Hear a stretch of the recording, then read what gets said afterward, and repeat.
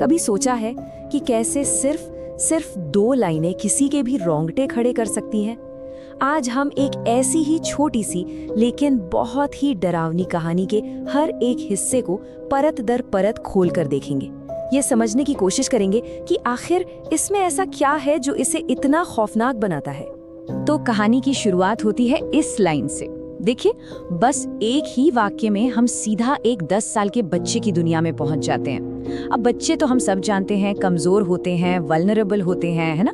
तो बस इसी एक लाइन से हमारे दिमाग में उस बच्चे को लेकर एक फिक्र, एक डर पैदा होना शुरू हो जाता है। चलिए पहले हिस्से पर आते हैं, इतिहास वाला घर। यहाँ कहानी कुछ जानी पहचानी हॉरर ट्रिक्स का इस्तेमाल करती है, जिससे शुरू से ही एक अजीब सी बेचैनी का माहौल बनने लगता है। तो जरा सोचिए, यहाँ 3 चीजें एक साथ आ रही हैं। पहला, एक 10 साल का बच्चा।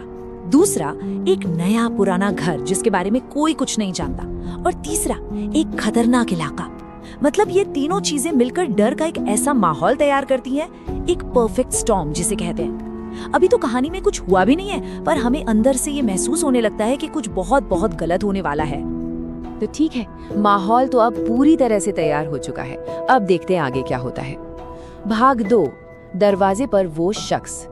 ये वो पल है जहां कहानी एक खतरनाक मोड़ लेती है, जहां सिर्फ डर का एहसास नहीं रहता बल्कि खतरा हकीकत बनकर सामने आ जाता है। देखिए कि ये सब कितनी तेजी से होता है। पहले एक अजीब आदमी की बस एक झलक, फिर डर के मारे सोफे के पीछे छिपना, और फिर खटाक से दरवाजा खुल जाता है। कहानी की रफ्तार अचानक से बढ़ जाती है, ठीक उस बच्चे की बढ़ती धड़कनों की तरह। टेंशन बढ़ाने का ये एक कमाल का तरीका है। और अब हम कहानी के सबसे परेशान करने वाले हिस्से में पहुंचते हैं। भाग 3, चाबी और चिप्स। कहानी का असली साइकोलॉजिकल हॉरर अब शुरू होता है, 2 बहुत ही अजीब और एक दूसरे से बिल्कुल अलग लगने वाली चीजों से। सबसे डरावनी बात, उसके पास घर की चाबी थी।